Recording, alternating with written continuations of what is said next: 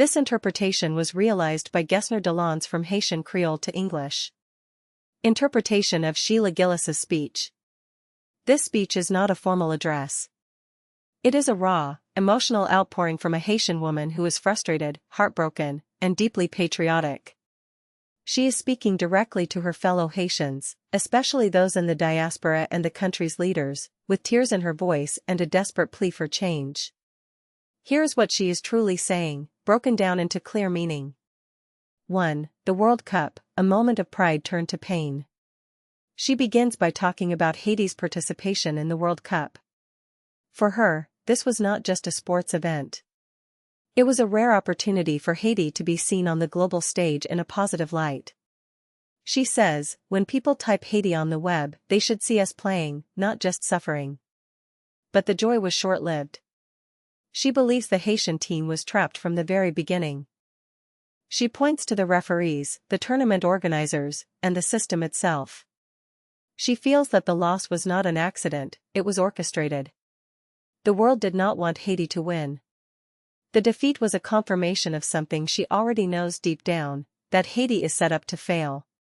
2. The harsh truth, Haiti has no friends in this world. This is the central pillar of her message. She repeats it in different ways, we only have ourselves against this world. She draws a parallel with her own sister, whom she loves and relies on. For Haiti, that same truth applies. She reminds her listeners that when disaster strikes, when the country burns, when the people suffer, the world watches, but it does not act. She mentions Rwanda and South Korea, two nations that suffered tremendously. But she points out that those countries eventually recovered and moved forward. She asks, why not Haiti? Why do we always stay at the bottom? Her answer is painful, because the world does not truly care about Haiti. 3. A desperate call to the diaspora, invest, don't just send. With tears in her eyes, she addresses Haitians living abroad.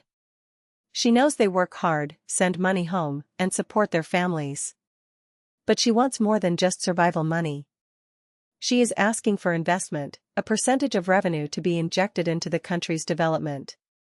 She says, we have business leaders, we make millions. Why can't we use that to rebuild our own country? She is not asking for charity. She is asking for partnership, for vision, for a commitment to the future. She wants the diaspora to stop seeing Haiti as a place to escape from and start seeing it as a place to invest in. 4. A sharp warning to the leaders, stop the destruction. She turns her fury toward the political leaders and the armed groups, specifically calling out the Vivanson movement. She tells them directly, open your eyes. The people telling you to destroy your own country do not love you. They do not love Haiti. She knows that many of these leaders have already become incredibly wealthy from the chaos. They have accumulated money, power, and influence. But she asks them a simple, painful question, why don't you just put down your guns and give Haiti a chance? You have everything you want. Why do you keep destroying the country that gave you life? She is asking them to stop being pawns in a game played by foreign powers and to start being builders of a nation. 5. The emotional breaking point, I will not cut this. As the speech reaches its climax, she becomes overwhelmed with emotion. She pauses, and says, I will not cut this part. I will leave it so I can say it. This is one of the most powerful moments. She refuses to edit herself. She refuses to make the video polished or perfect. She wants the raw pain, the tears, the cracks in her voice to be heard. She knows that if she cuts it, she is hiding the truth. She wants the world to see Haiti's suffering in its most authentic form, uncomfortable, unfiltered, and real. She is saying that the narrative cannot be controlled or sanitized. The world must see what Haitians feel. 6. A final thought, the challenge of translation. What makes her speech difficult to translate is not just the language, but the culture, the emotion, and the rhythm of Haitian Creole. Creole is a language of the heart. It carries weight that English or French often cannot capture. When she says, qui femme du tort or references her family, she is speaking in a way that only Haitians truly understand. At globalinternet.py, we recognize this challenge. Haitian Creole is still underrepresented in AI translation systems. The nuances, the idioms, the emotional layers, they often get lost. We are committed to changing that. We are working to ensure that voices like Sheila's are heard clearly and accurately in every language. Her message deserves to be understood, not just translated. Summary: what Sheila Guilloux wants you to know. 1. Haiti's World Cup moment was stolen, not lost fairly. 2. The world does not have Haiti's back, we only have each other.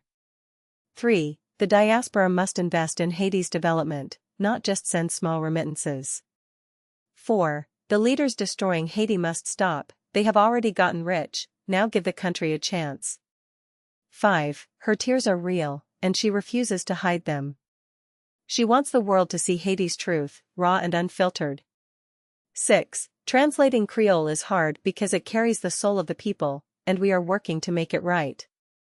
Final thought for the AI voice narration. This is Sheila Guilloux. She is not a politician. She is a Haitian woman, a mother, a citizen who has watched her country burn while the world watches from a distance. She is crying not because she is weak, but because she has seen too much.